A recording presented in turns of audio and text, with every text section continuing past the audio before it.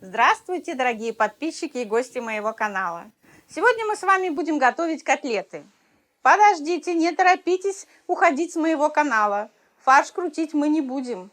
Сегодня у нас рубленые котлеты. Когда-то в годы моей студенческой молодости они назывались котлеты несвежские. Почему несвежские, не знаю, но то, что они рубленые, это точно. Для этих котлет нам понадобится 500 грамм мяса любого. У меня свиная шея. Я ее немножко вот тут всяко-разно порезала, вырезала лишний жир. Но это может быть любое мясо. Это может быть филе куриное, филе индейки, телятинка. То есть то, что вам нравится. Нужно очень мелко, насколько это возможно, ножом порезать мясо. Мясо, конечно, желательно, чтобы было свежее, имеется в виду, не замораживалось. Тогда оно помягче, и не надо будет долго тушить. Так, я уже сказала, что максимально мелко нужно порезать. Так, вот у меня миска с крышкой. В нее перекладываю порезанное мясо. Нож для этой работы должен быть очень острый. Если нож туповатый, то мелконько нарезать, трудно. Мясо порезали. Теперь нужно мелконько покрошить репчатый лук. У меня луковицы небольшие, поэтому я беру 2. Если у вас луковицы крупные, достаточно 1. Лук надо постараться как можно мельче, чтобы крупные куски потом не попадали на зуб. Вот я сказала вначале, что не обязательно свинину использовать в этих котлетах. Мне, например, лук нравится только если свинина либо телятина используется. Если же я использую в рецепте куриное филе, то мне больше нравится добавить сушеный чеснок. Лук как-то с куриным филе у меня не очень сочетается. Так, достаточно. Отправляю к мясу. Теперь нам нужно добавить в мясо с луком 2 яйца.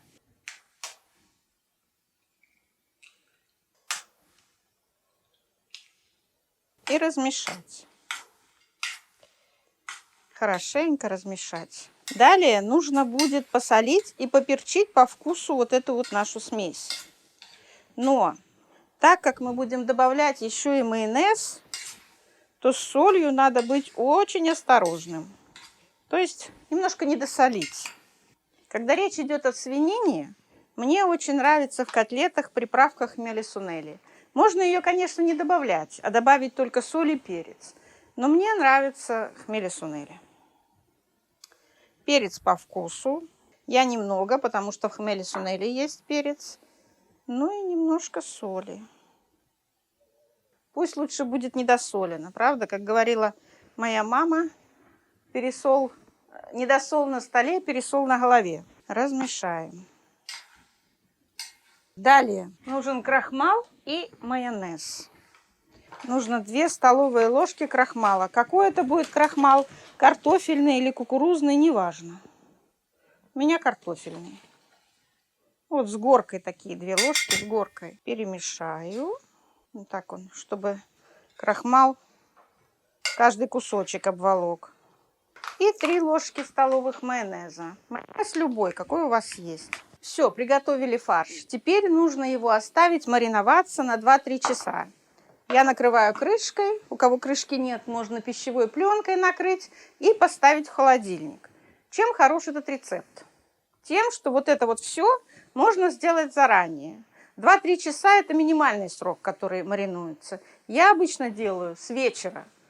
На ночь ставлю в холодильник, а с утра уже можно готовить. Или с обеда.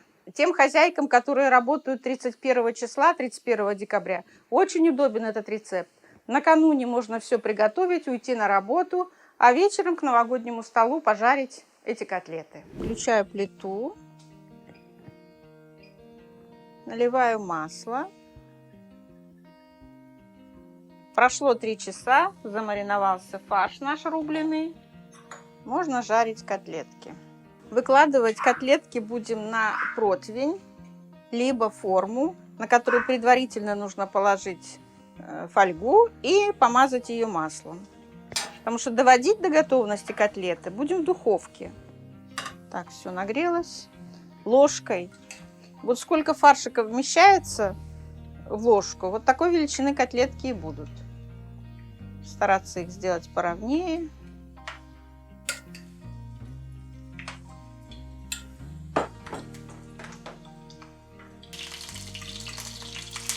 Котлетки должны подрумяниться с обеих сторон, но остаться такими полуготовыми.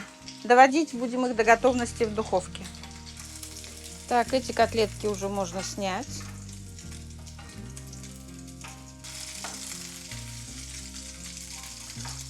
Котлетки поджарили. Теперь довести их до готовности нужно в духовке. То есть поместить в разогретую до 180 градусов духовку на 25-30 минут. Но это такое будет обычное блюдо. Мы сегодня добавим разных вкусов.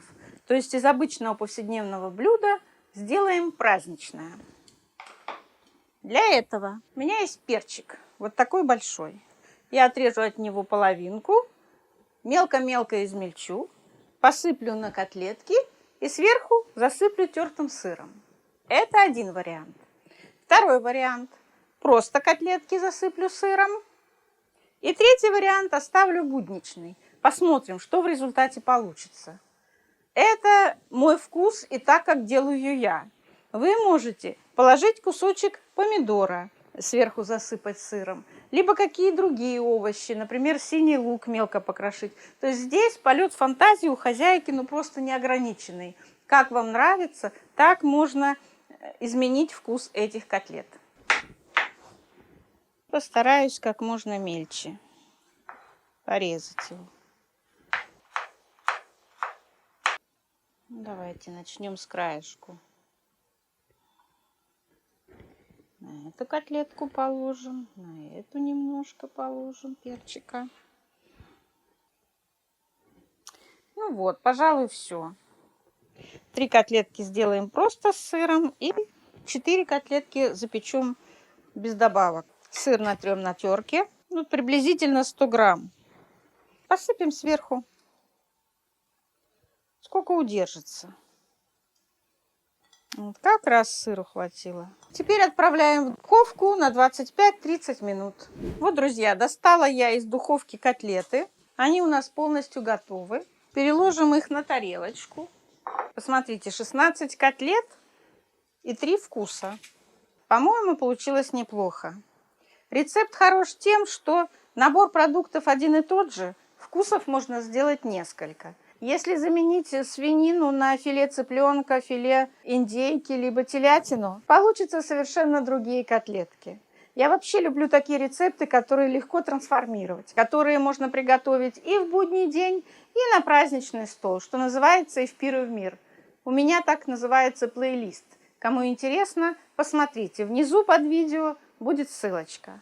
Ну что, друзья, сегодня я приготовила для вас рубленые котлеты. Подписывайтесь на мой канал. Кому понравилось, ставьте лайки, пишите комментарии. Не забывайте нажимать на колокольчик. Таким образом у вас всегда под рукой будут простые, но очень вкусные рецепты. Желаю вам всем здоровья, счастья, приятного аппетита!